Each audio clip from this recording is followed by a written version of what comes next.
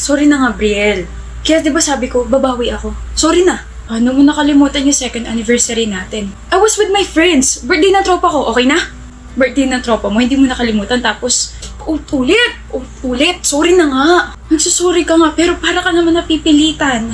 Eh, ano ba gusto mo gawin ko? Lumuhod para mawala yung galit mo. Labo mo rin no? I can't believe you. Sorry na, okay? Sorry na. O ito, box of flowers, pambawi ko. Sorry na, tanggapin mo na. Bakit mo tinapon? Ikaw na nga itong binibigyan ng bulaklak, galit ka pa rin? Papatayin mo ba ako? OA mo Arlo, may allergy ako sa roses, nakalimutan mo na ba? Ha? Hindi ko alam. Ilang beses ko sinasabi sa'yo yun, kaya nga tulips yung palagi mong binibigay sa akin, di ba? I'm sorry, Brielle. Alam mo kung bakit ako ganito? Kasi 2 years na tayo pero parang hindi mo na ako tinuturing na girlfriend eh. Kilala mo pa ba ako?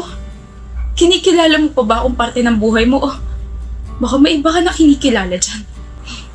Diyan ka magaling sa mga hinala mo. Kaya pagod na rin sa'yo yung kaibigan mo si Jelay.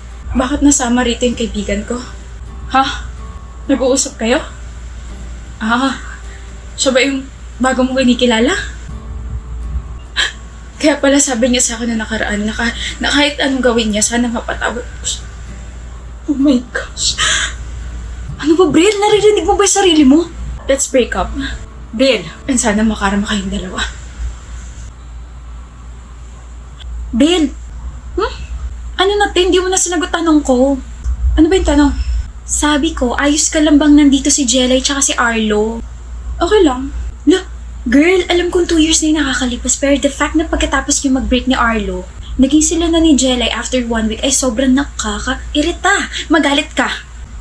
Napatawad ko na sila. Pero, but I will never forget what they did to me. Okay na rin sa akin na hindi tinolerate ng families nila tsaka yung mga kaibigan nila yung ginawa nila sa akin. Kaya kahit tumagal sila na ilang taon, nakakabit pa rin sa pangalan nila yung salitang traidor at mandoloko. Pero okay ka ngayon. Sobrang okay. Actually, sobrang saya ko ngayon. What did I miss? Nasa healthy relationship na ako. Eh? Kanino? Sa captain ng basketball team ng school natin. Kay Ezra? Yung kinakainisan mo? Hi, my love. Hello. Balitaan ko yung ginawa nila Arlo sa'yo. Hayop na yun, kapal nilang paiyakin ka. Ikaw mo, hindi kita pinapaiyak.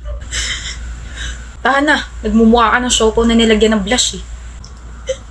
Kanina ka pa nagsusulat dyan. Anong ginagawa mo? Nililista ko lahat ng mga bagay na gusto mo. Bakit? Gusto ko eh. Init. Ano yung nasa likod mo? Bulaklak? Loklok, may allergy ka ron. Di ka pa pwede mamatay. Marami pa akong plano kasama ka. Basket kasi to na puno ng mga paborito mo.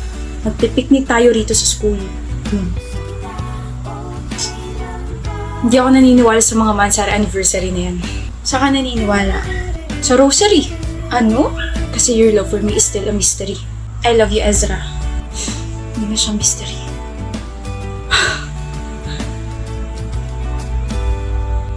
Kasilaw. Yung yung kagandahan mo. Ay, kainggit. Hello? Sino may crush sa akin dito? Ligawan niyo na ako. Okay ka lang? Kita ko yung dalawa eh. Inirapan ko sila like this. Ganun. Kulit mo talaga, pero okay lang. Kung ikaw napatawad mo sila, ako hindi. Never, ever, ever. Ako na lang tignan mo, wag na sila. Kasilaw. I know. Yung noo mo, Bi. Visit ka.